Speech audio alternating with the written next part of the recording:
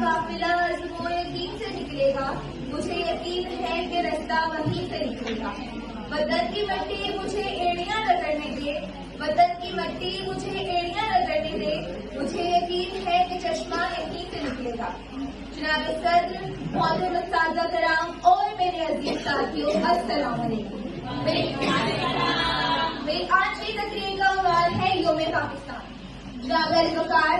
آج کا دن ہمیں 84 سال پہلے اس عظیم عالیشان دن کی یاد دلاتا ہے جب ہمارے قومی رہنما قائد اعظم محمد علی جناح نے شاعر مشرق علامہ اقبال کی خواب کو اپنی جامہ پہنانے کی بنیاد رکھی۔ کسی بھی آزاد اور زندہ قوم کی تاریخی پس منظر کا جائزہ لی تو کوئی لمحہ یا جذبہ ایسا ہوتا ہے جو ان کے خیالات کو حقیقت کا روپ دکھانے پر مجبور کر دیتا ہے، اور وہی لمحہ اس قوم کی تاریخ کے اوراق کو پلٹ دیتا ہے۔ جنون سے عشق سے ملتی ہے آزادی، جنون سے عشق سے ملتی ہے آزادی، قربانی کی باہوں میں ملتی ہے آزادی۔ جناب علی وقار، یہ بات ہم سب کی جب مسلمان ظلم کی چکی میں پس رہے تھے اور انگریزوں کی بے جا زیادتیوں نے ثابت کر دیا تھا کہ مسلمان اور ہندو تو الگ الگ قومیں ہیں، ان کے نظریات، افکار اور رسم و رواج الگ ہیں۔ ہندو قوم تعصب پرست ہے، انہوں نے اپنی مکاریوں سے مسلمانوں کو کانگریس کی جانب پھنسا رکھا تھا، لیکن جب مسلمانوں کو اس بات کا احساس ہوا کہ انہیں فرقے بنانے فسادات کے آگ میں جھلسنا پڑے گا تو انہوں نے الگ ملک کی ضرورت محسوس کی، جہاں مسلمان ایک آزاد قوم کی حیثیت سے اسلامی اصول و ضوابط کے مطابق زندگی گزار سکیں۔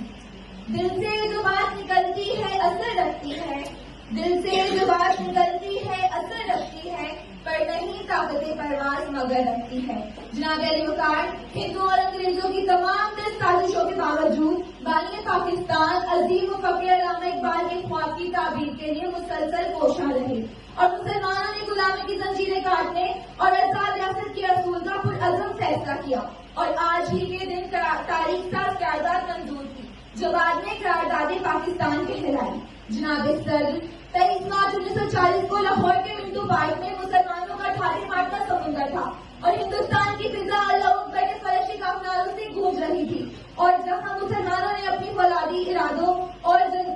جذبوں سے پختہ عزم کے ساتھ وطن کی بنیاد رکھی۔ ملی نہیں ہے ہمیں عرض پاک تحفے میں، ملی نہیں ہے ہمیں عرض پاک تحفے میں، جو لاکھوں دی بجھے تو یہ چراغ جلا۔ جناب صدر، ہمیں اپنے ماضی پر گہری نظر ڈالتے ہوئے اپنے حال اور مستقبل کے بارے میں سوچنا ہوگا، کیونکہ جو قومیں اپنا ماضی بھلا دیتی ہیں تاریخ انہیں سفر ہستی سے مٹا دیتی ہے۔ پاکستان ایک جمہوری جدوجہد سے معرض وجود میں آیا، اور اس کی سلامتی قومیت جہدی اور بقا کا دارومدار جمہوریت میں پوشیدہ ہے، اور قانون کی بالادستی کی ترقی و خوشحالی کا ضامن ہے۔ معزز سامعین، آئیے ہم اس کا ارادہ کریں کہ قائد اعظم کے وطن کو قائم و دائم رکھنے کے لیے اقبال کے افکار کو مشت راہ بنائیں، اور بحیثیت پاکستانی شہری اپنے ملک کی بقا اور عظمت کے لیے اہم کردار ادا کریں۔